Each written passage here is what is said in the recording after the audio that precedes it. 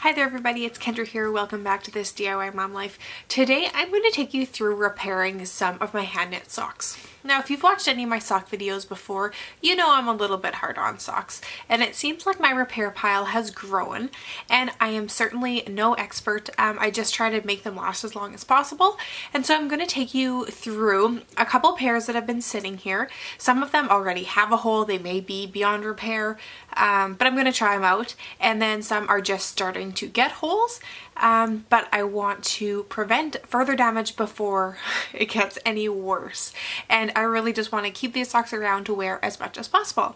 So I'm going to take you along with me. Again, this is not a know-all sort of situation. I'm just gonna try what I can, and if you have any suggestions or things I should have done, please leave them down below. I know there'll be other people who are interested in learning your tips for repairing socks as well.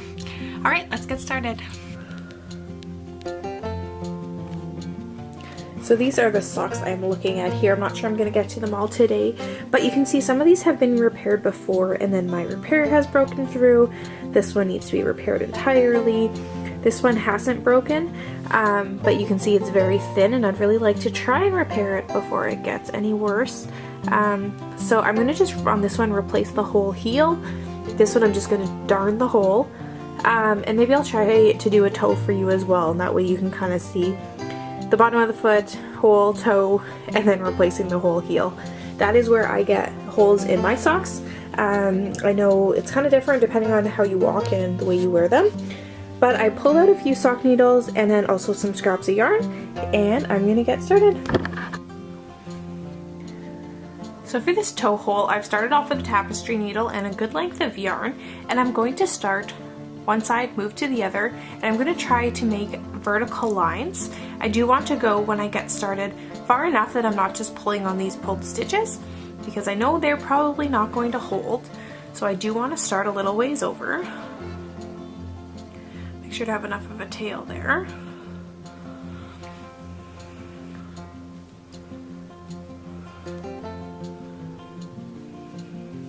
So where it's already stitched, it's really just giving a reinforcement, and where it has pulled out, it will be replacing the stitching on it. So I'm going to start by doing vertical lines this way, and then I'm going to do horizontal and kind of weave it through. It's like creating a faux knit stitch. Although you could also pick up along here and then do actual knitting along here. I'm just going to do kind of the woven pattern to hopefully give it a little bit more strength, so that I don't have to do this again.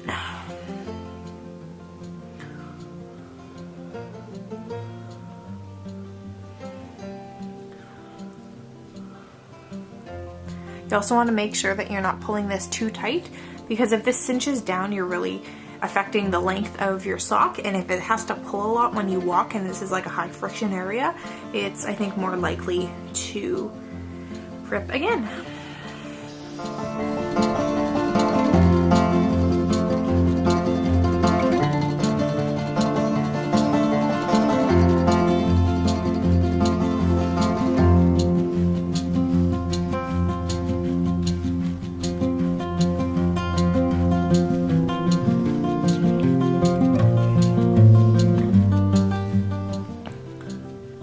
So there is just the vertical lines. You can see they're not just perfectly in line with the knit stitches, and that's just because I was trying to make sure to get a nice solid grip going far enough down.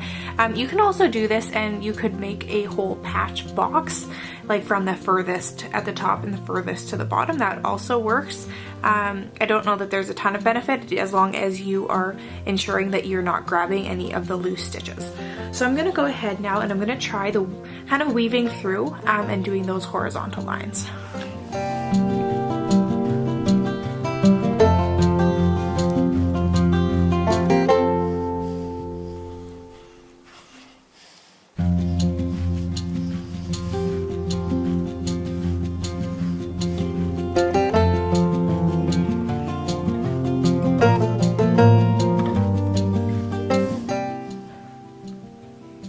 So that is all I'm going to put into this sock today. Again, it's not the prettiest thing in the world, but it is the bottom of a sock. And the goal is to make it functional again, not to be the most beautiful. This is sock number 2, hole number 2, right on the toe. At first I was thinking about just darning this hole similar to the last one. However, I know that the yarn I used on the foot of this was good, and the one I used for toes, this white, and I actually alternated on the 2 socks, so it's a heel on one sock and it's a toe on the other, but the other one's holding up pretty well. Anyways, I know that this is a lesser quality yarn, and I think it's not even a wool blend because I believe this is the one I had tried dyeing and it just washed right out, meaning it's likely acrylic. Now I could just cut off the toe and kind of trance it with those live stitches, but I'm going to go through with my needle and try to at least grab the first row of stitching all the way across, and then I'm going to cut the white, and then I'm just going to sew the toe. Now even though these socks were knit toe up, I'm going to just start here and I'm going to do them like I would a cuff down sock, decreasing and then Kitchenering the toe.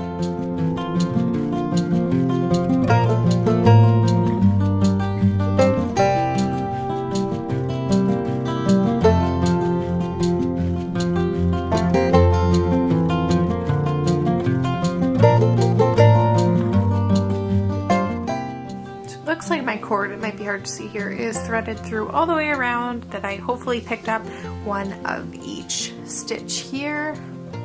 Now I'm going to go ahead and cut. The toe part has been removed. I'm going to go through, and as I pull out the little bits of white that are left, I do really want to pay attention to make sure and that I caught all of the loops, and if there are any I lost, I'm going to pick them up right away, and just to make sure that I don't end up with any runs down or any holes. Alright, so we're really down to the easy part now. All of my stitches are on my needles. I have a ball, and this is actually the same yarn, I just didn't have enough to do both toes with it, that I am going to knit the toe just like I normally would, and I'm going to do that off camera, but you get the idea. It will then replace that weak spot and create all new knitting without having to knit an entirely new sock. So my last mending project today is going to be to replace the heel on this sock. You can see it is very, very thin, and I will say I used the wool-like yarn, which I made a whole video about making a sweater, and the sweater has been doing just fine, but I would not recommend using it for socks as it got super thin and is very close to splitting. Now instead of darning this, because I anticipate this problem just keeping up, just considering this yarn was not a good choice, I'm going to do the same thing I did for replacing the toe. So I'm going to take this heel and I'm going to pick up all the stitches at the bottom as well as on the top, just because I don't want to have any live stitches just hanging out there, and I'm going to reknit the heel.